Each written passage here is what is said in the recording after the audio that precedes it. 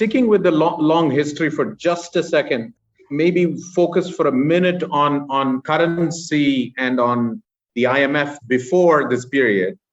I think India did one IMF special drawing in 1960s, 1961, I believe it was. And we had several negative GDP years in 60s and 70s. So 65, 72, 79 were actually negative GDP years, purely economic. So I wonder whether you want to put all that together, including the devaluation of 1966, 67, and whether there was any policy lesson at all before we got into the late 70s and early 80s from any of those things? Well, I think there were.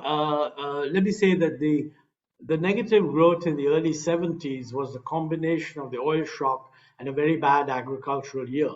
That was very quickly reversed, so nothing very interesting there. The devaluation of 67 was an important event. It was a failure. But, if you look back on it, what happened was that a lot of the technical advisors around Mrs. Gandhi, by the way, I was a student then. So, I'm giving you a sort of a filtered view.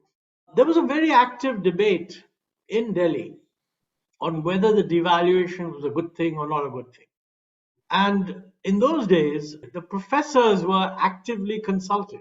Mrs. Gandhi called K.N. Raj and asked him, what do you think of a devaluation? Because, her advisors had said that, look, we are in deep trouble. We need external assistance. And the Americans will only give us external assistance if we do a package of things which included some liberalization and devaluation. And if you don't devalue, you won't get this money. And they were all convinced that we need the money and that this price is therefore worth paying.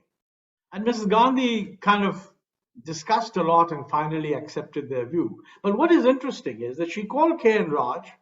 K.N. Raj said, no, you don't need to do a devaluation. He gave his reasons. She also called Jagdish Bhagwati, who's after all the leading trade theoretician we had for a long time. And Jagdish was very clear that it would devaluation. He was at the ISI at that time, was he? Sorry? No, he was in the Delhi School of Economics, I think.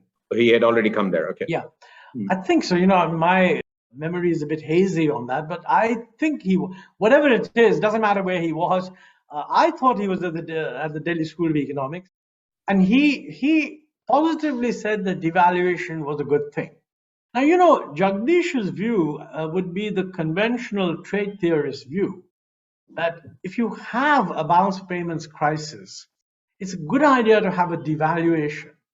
And actually, all that the IMF is doing is providing you with a little bit of money so that the adjustment period is reduced, so that the pain of the devaluation or whatever it is stretched out over a longer period. That kind of trade theoretician would say that, look, if you don't have IMF money, you probably need a bigger devaluation. So it's like one of those things that they're not alternatives. What happened, of course, was that Sir Johnson ultimately decided not to give India the aid that had been promised. He was annoyed that Mrs. Gandhi was not supporting the American position on Vietnam and had nothing to do with the Indian economy. And he just didn't want to help India when India was not helping them politically on Vietnam.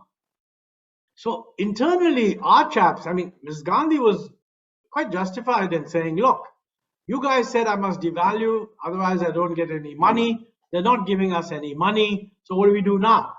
Well, we had already devalued and it would be silly to revalue. So what these guys did was they withdrew all the liberalization measures. Because actually, if you look at it in a purely sort of theoretical way, if a particular package made sense with a certain amount of assistance, and you suddenly said, well, I'm sorry, but the assistance is not there, that package needed to be intensified.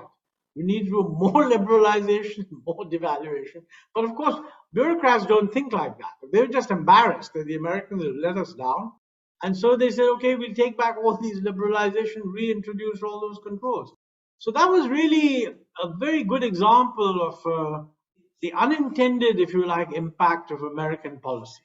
Similar problems arose, after all, in 71, when Kissinger sent the nuclear-powered Enterprise into the Bay of Bengal. which in fact just pushed Mrs. Gandhi to sign the Indo-Soviet Treaty, and it probably pushed us for several years into the more control-oriented regime.